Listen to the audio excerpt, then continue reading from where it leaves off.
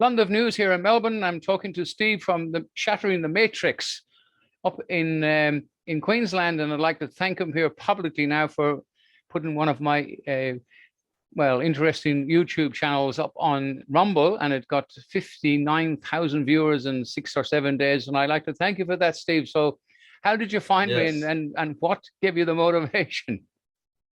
Well, I obviously I was very interested in recent years in trying to understand a lot more about common law. I know it's common law is obviously something that goes back a long time, and it's obviously something that I feel that it's going to bring us forward and help rid us of this evil entity that's been ruling over us for so long. And I feel the common law courts are obviously, my understanding is that when we get the people behind the common law courts, that's when we can basically start to obviously take these people to trial, and then obviously jail them potentially, or whatever obviously gets said in the common law court. Yeah, it's fantastic to see a young guy like you, because most of the people who are waking up are old like me, or a little bit younger, perhaps. I better say that to the ones listening. But the thing is, I find, and I don't know whether you know of Bill Turner. Bill Turner is a great man for in when it comes to I write a lot of fictional these system. things down myself too. Yeah, Bill Turner. And Bill Turner, I noticed when he's doing seminars now, about 90% of the people who turn up are women. So a young girl asked in London, I was watching one of those protests, she says, "Where have all the men gone?" And they've all gone bloody left-legged, or whatever you like to call limp-legged. You do hear a lot of that at the freedom rallies. You do hear that they're calling for "where are the men," because it is the women do seem to be taking a bigger stand in this rise for freedom at this stage, isn't it? It's sad. You see it everywhere. Yeah, it is sad. Yeah. Yeah, the men have gone wimpy. It's sad because I mean, I don't know what's going to happen in the future if these criminals were to organize a war. What are they going to do? Yes. Yes, that's right. Yeah. Exactly. Well, common law is most of the people in our common law, people who we get together, we call gatherings. I don't believe in meetings and stuff like that, because they're all fictional terms. Little villages where there was a problem in a little village, and they had a reef in that shire. They were all called shires and boroughs at the time. So they had a guy called the Reef, and they used to call him when there was a problem or to be solved, and he was called the Shire Reef or sheriff. So common law goes back, that's a long, long time. And then, of course, the records after 1066, the Battle of Hastings, William the Conqueror came in, and he brought in the Jewish population, which later on were chucked out of England, sadly enough, but in 1235 or something. But anyway, in 1066, they were great bookkeepers and great record keepers. And they were the ones who created and published the Doomsday Book, been at meetings all day, 1085. Yes. I'm just really interested in learning it. Obviously, a lot of people say that they're awake, don't they? You hear that term, you're getting used all the time. I mean, I've been awake to the corruption in this world for a very long time, but I really haven't looked into the common law. So anything that you could tell me that will help anyone that watches this, will be very beneficial to anyone that's just starting out into learning about common law. Where can we go? Who do we talk to? How do we get ourselves in a position where we can detach from this corrupt system? It's simple in a sense, but we're in kindergarten in common law, because Australia got rid of it in 1918 or something like that. It's still, I mean, they got a library, floors and floors of libraries of fictional law, where common law covers everything. But it's basically, one time we voted, and the politicians carried out the will of the people, and of course they become corporations now, and they just laugh at you, right? And they have elections, which is it's he who counts the votes that matters, not who casts them. So the people, if they'd only realize it, and this waking up thing, there's about 80% of the people which will never wake up. They're mesmerized or hypnotized and institutionalized in fear. And until we get them on board, but in the meantime, there's a lot of people who are now saying, look, we've got to do something. And the only way we can do something is stand together. Forget words you've got to throw out of your vocabulary is person. That's the first thing, you get rid of it. The second one you Yeah. get rid of is governments, because they're all corporations. That's why ScoMo can't tell the state CEOs what to do, because he has no authority. So the Constitution is suspended since 1986. We're an unlawful republic. These are the messages we've got to get out, but people have to discover this for themselves. There's lots of videos. John Smith is probably one of the first who started up in England, and he has got, it's on my website, Common Law. You look there, you will learn exactly what it's about.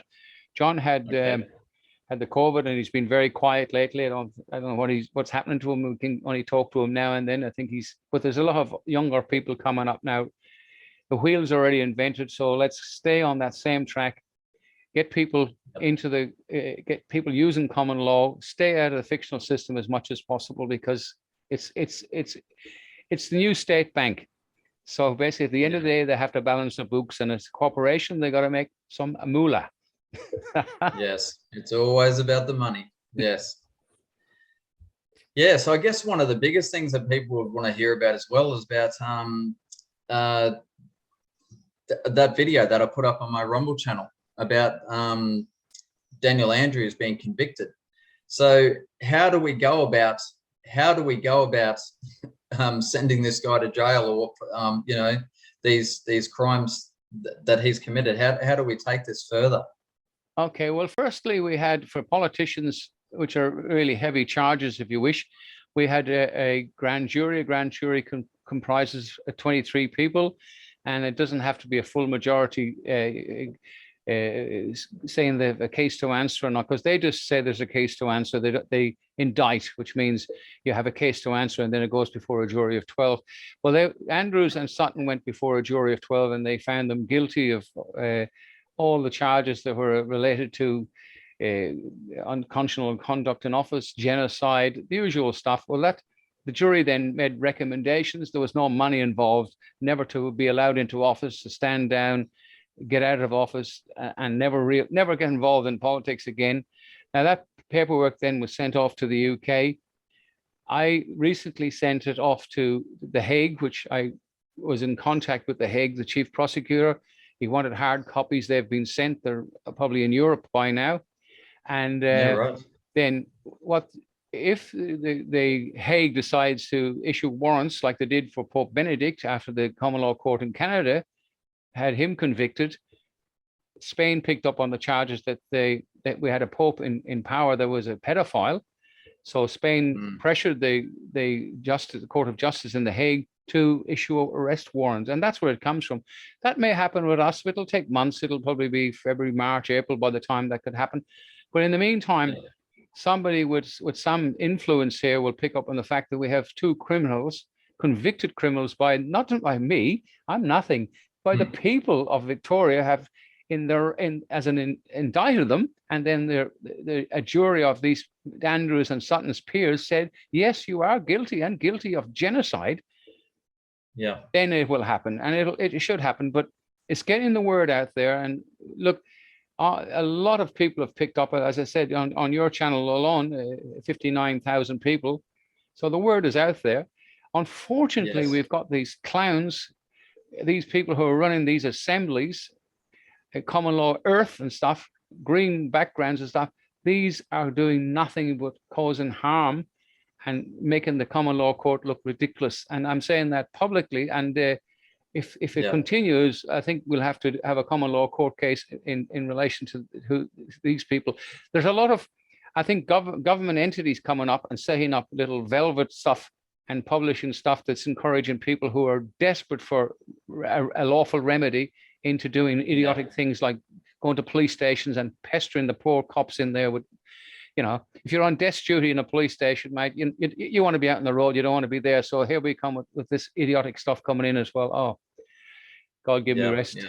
Yeah. I was looking at on your website that you can get these common law IDs. What does it mean once we have a common law ID? Okay, that's a very good one, because, okay, you get pulled over by the police, or you have to produce an identification in a court or any of one of these authorized officers, which has got to be the greatest joke since history. I mean, who authorizes them? There's no queen, and there's no delegation of power. Okay, you produce your driving license. So what have you done? You've just added to the contract you did years ago when you when you signed up for a license, you've just said, okay, I'm a person, do whatever pleases you. When you produce a common law court ID card, it says you are a diplomat for the deceased estate, which is in brackets. That's your surname. Because we know about the straw man and stuff. With, I mean, I feel silly saying that because I think everybody knows it. But anyway, when your family name is in brackets and on your grave, it'll be in brackets. And when you get a bill, it's in brackets. They're not talking to John Michael. They're talking to John Michael Doe. And that's for that's the deceased estate. So an ID says you are a diplomat for that sending state, and you will conduct your interview or your conversation in a diplomatic manner. So it removes you straight away from the fiction and back into the common law world, in which common law means common to all. So you're under God's law, if you like, or your own sovereign to God. And that says, I am not a person in now time, because you can go back to being a person tomorrow if you want to get a pension. So you've got to be careful when you say, I'm never going to be not a person. But anyway, in that time. So if anybody could show me where it says in any law book or Crimes Act, whatever the case may be, where it mentions a man or a woman, well, I'll give them $1,000 because it's only mentioned in the Constitution, a man and woman, and that's related to marriage. So when you produce that independent ID, produce your license, your contracting, produce your ID, and say, always be polite and give ID when you're asked for it, because there's not much point getting arrested by the police. Are all, they're under a lot of stress these days. Some of them have left and some of them want to leave because they're forced into this. Look, they're meat and the sandwich. Some of them should be chucked out. I'm an ex-cop, and I find some of them just embarrass me beyond belief. But that ID says I'm under common law and I don't wish to contract, and it gets you out of it. It's got a few people across the border. I'm sure there's a lot of people that obviously don't know anything about it. Where would you go from getting your ID? Where do you go from that stage? Yeah, well, I'll put at the end of the video. It's just basically londonnews at gmail.com. I'll stick that up on the screen, londonnews at gmail.com, and then they can send in, and I'll send them. Don't put any money anywhere. I'll send you out what you need to do, because some people send it back and I'll get a photograph and nothing else. Name and address. It's a proper ID. It's actually recognized by the immigration department, and that goes back to Bill Turner. He's the one that put me onto all that a good while ago. He's a good friend. He's a great man, and we need to remove ourselves out of that fiction and become a man or a woman, and just eliminate this person thing, because it's even in cartoons, the kids now, it's all persons, and government are no longer as this. We have got corporations. So get rid of that bloody word person. It really, it's the most aggravating word that's around, and it just makes you a fool. The process of common law. Look, if you're in an area, you want to have a sheriff. There's only one sheriff, not many sheriffs. I mean, this bloody assembly crowd have heaps of sheriff, no court cases, and nothing very well, not much going for them, right? In fact, they've got nothing.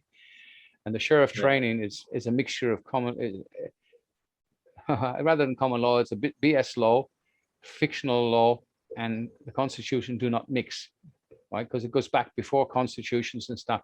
So what happens is, if you have someone's caused you harm, right, or injury, you can issue them with a summons through the common law court. There's about 4 documents we send out, right? And they invited to do business with us, if you like, in a mediation. So it's a summons to mediation, and that at mediation you can have a camera, a video recorder, and if you have the beef with this other man or woman, you can try and solve your problem at the mediation. And if that doesn't work out, then what happens is you send them a summons for a court, and they come before a jury of their peers of 12. Now, how the jury is picked, you try and get at least 100 people or more. You can publish it around get as many people into a hall as you can, and then you put numbers in it. What we do, we put 12 numbers, 1 to 12, in a box with a heap of blanks, and we go around, and until we get the 12 numbers picked out of all those blanks, then we've got a kind of a very fair jury that's just been picked random. Everybody wants to be on a jury, so we have to be very careful, and we don't make sure the same people don't come on again, not for a long period of time at least. Anyway, and only one jury per case, not several cases with one jury. Then the jury we appoint adjudicator. We usually know who that's going to be. Somebody who's got experience, can control the situation, has a reasonable knowledge of the law, and then 2 bailiffs. They get picked, and then we need a sheriff, a different one from the normal sheriff for the day, who looks after the court. Then these people take their oath of before a jury. They take this with the right hand. It's read out by the clerk, not the clerk of the court, the court secretary, or somebody reads it out, and they take their oath and they get sworn in, right? Then the jury sits down, and then the case proceeds like a normal court from then on. Then the adjudicator, then the jury are all sworn in, of course. He'd ask them, as the jury go out to deliberate when they've finished. And there's no solicitors in a common law court. It's just, if you're the man or woman making the complaint, you're there, and who you're complaining against, the defendant, if you like, they're supposed to be there. If they're not there, it goes ahead without them anyway. The jury then deliberate, and they make a decision whether it's a case, whether you're guilty or not guilty. Plus, the jury, they can go back out again and come up with some penalty. So say if it's $5,000 or something, it's only a little case. Then they come back, and the adjudicator calls the court to order, and he asks them, have you come to a decision on the penalty? And they say $6,000. And then the court, thank you, and they sit down, and then the paperwork is done. We send it overseas, record it. And now this is where everybody wants to know, how do we enforce this? So if it's $6,000, we have a number of reasons we can. What they're doing in the UK is they can clamp your car, which is a horrible thing to do, but they're doing it. And then somebody said to me, well, you need a lawful excuse to touch a vehicle because that's an offense. The lawful excuse is coming from the court. It gives you a lawful excuse in writing to say that they owe us this money, we've clamped the car, and there's nobody can interfere with it with a common law jury once it's published. Now that case has to be on a website, published, and once it's published, it becomes law. Then we can take a lien on their property, and we may have to go through the so it has to, you're saying it has to, you have to write it up and put it onto a website for it to be published, or can it be in a video and be published? Oh yeah, well yeah, you can put it up on your YouTube channel or my YouTube channel where it's public access to it. Yeah. Oh, okay. If you could go to the cinema and do it as well, but you have to pay for that. But that's exactly. Once it goes up on YouTube or your channel, then it's public knowledge, and on Facebook as well. And and we put it up on the YouTube channel, or sorry, the website as well. We've got all those indictments up there, which people can see. Now, all of those people that have been indicted, we won't be going after them. We're going to go after a few of them. I mean, there's some of them we just can't be bothered with, right? But the news channels, I think that they're the ones that really need to be on the track. I think the next couple of cases we'll do is Channel 7, Channel 9 CEOs. And that'll get a lot of people excited. Yeah, well, I think they have to be done because they're the virus, and they're the ones causing all the flaming trouble in the world. Without the media, the people wouldn't be in such a panic. It's relentless. Yes, that's exactly right. Not spreading. Yeah. So the other question I had, so was Daniel Andrews and Brett Sutton, were they at the common law court that day, or did they know about it? Right. No, they didn't turn up. We send out, and you have to send everything by registered mail to a physical address, not a box number. If it goes to a box number, it's an excuse, right? It's in a box, like the courts are in boxes, witness boxes and jury. Anyway, no, it was physically, and then you have to keep the receipt for recording, and that's proof the fact you've sent it. So a registered mail is acceptable in any of the courts that you've sent it by registered mail. So they were properly served, and we had the paperwork to prove that.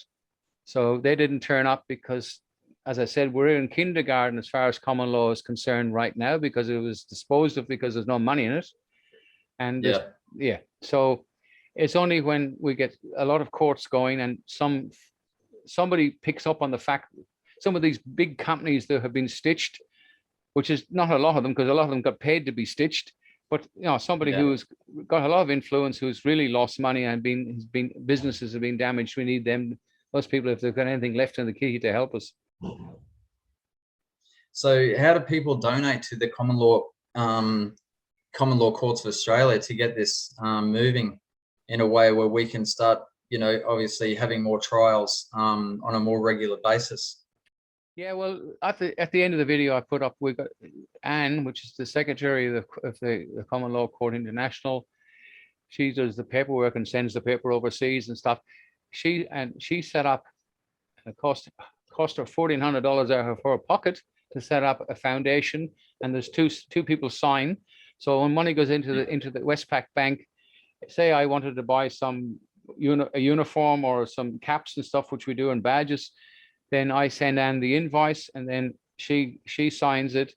Then it goes to the bank. It's got to, they get text messages for the other, it has to be authorized by the second, and it's all done above board. And then a receipt's printed, and we keep the record. So I've got no axe to grind. Just, Yep. I'm 76 years old. Somebody has to make a stand, because as good men stand idle. Yep. We all know that. And like you're doing stuff, and there's a lot of little groups around the place. But if you're a little group around the place, don't call yourself a common law group unless you're actually involved in common law or intend to it, because you can't have a common law mixing with persons or with the corporations or with the fictional courts. It's the oil and water they do mix. It becomes called slurry, and it's used for keeping machines cool while they're grinding. So how can someone distinguish between someone who has a lawful common law website and someone who's just a fake? How can someone distinguish between the two? Quite simple at present, because we're the only real common law court that's linked to a common law court international. The rest of them are just, in fact, to my knowledge, up in Queensland, that Assembly cried, they haven't had one court. And I know for a fact one of the guys who was involved in that 18 months ago is now with us, and he's now a deputy sheriff, lawfully elected and lawfully sworn in before his jury of his peers. He was at one of the assemblies one night, and the guy up in Queensland said, how come you guys haven't got a court going yet? And they said, we don't know how to run it. When are you going to show us how? And that's exactly why they don't have anything, because they're given false information, and they all think they have to have heaps of sheriffs and stuff. Now, if they want a sheriff in an area, you put him up for election, there won't be any opposition. He gets voted in, he's sheriff elect, and when you have a common law court case, he takes his oath, signs the paperwork in front of a jury of his peers, then he's a lawful elected common law sheriff, which doesn't give him a great deal of anything at the moment, other than do summonses, look after the court. Down the track, when we get a little more traction, a sheriff or a deputy sheriff can approach any member of the police force and ask them for assistance after they've arrested somebody. The police, who are supposed to be, as a constable, they're supposed to be common law constables. Unfortunately, they're all private companies now, and a lot of the cops know that, and they're not happy about it. They have pensions and kids to feed, so it's a catch-22.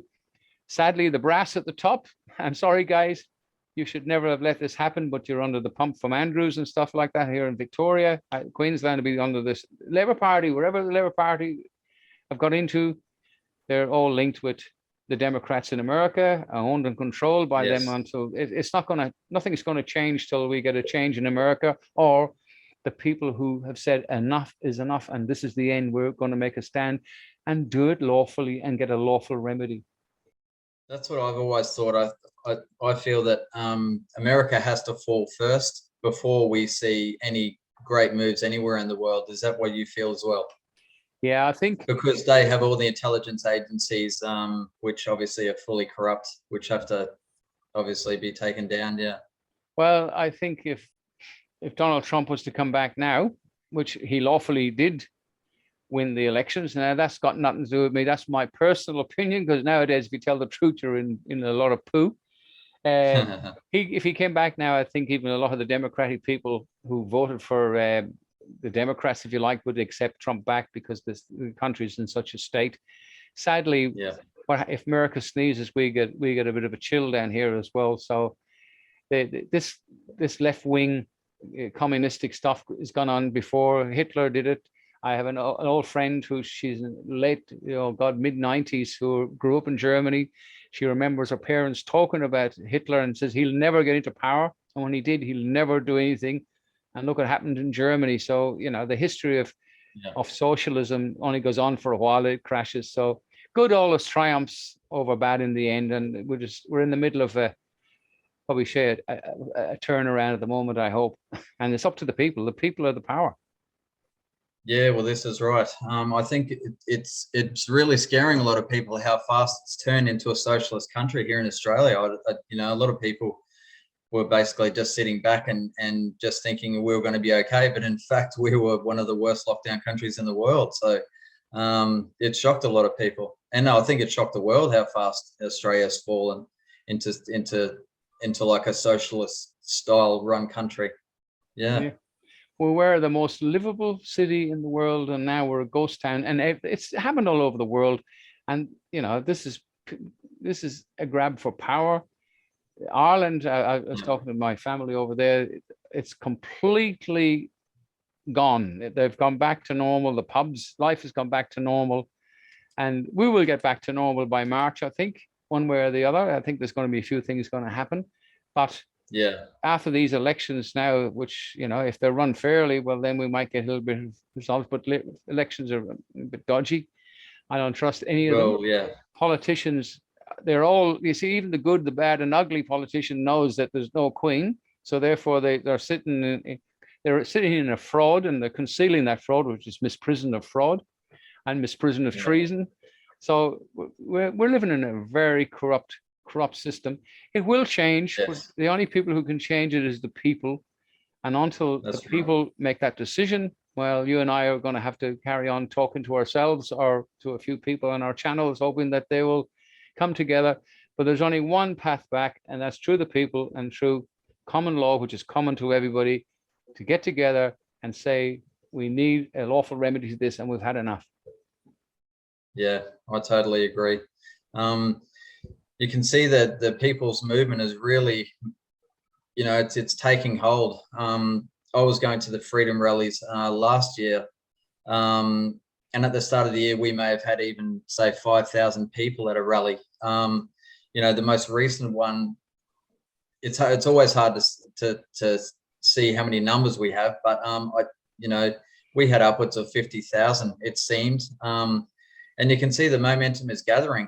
Every time we go to the rallies, a question gets asked, how many people are here for the first time? And you see multitude of hands just coming up. So there's, it's really gathering in momentum, and as you know, once you're awake to the corruption and the reality of this world, you never go back. So it's refreshing, isn't it? Just need a correct answer, and unfortunately there's a lot of people out there feeding people absolute rubbish. One time it was the students out in the street. The students were out there, and they're the ones that brought governments down and changed the system. But now the schools, look at what they're teaching in schools, and the universities are all gone on left wing. So that's really until the men and women in this, well, the women are doing it, the men get up and back them up and do it.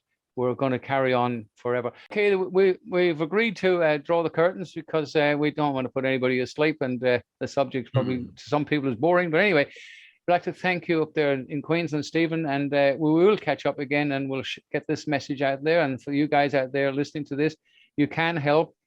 If you're going to get involved in a common law court or a common law group, make sure you're getting advice from the right place. And anybody out there, I will help them to get a common law court off the ground, provided they stick to the rules that have already been set, not by me, but the common law court in the UK. It's already done. We don't need to reinvent the wheel. Anyway, Steve, thanks for watching. Anybody wants to contribute, we'll put the details at the end, because we do need money. We need to get at least 5 or 6 court cases in the next few weeks done. Thanks, Steve. Yes, thank you very much, Dr. Barry. Thank you for your time, and thank you very much for explaining everything that you have today. Appreciate it. Okay.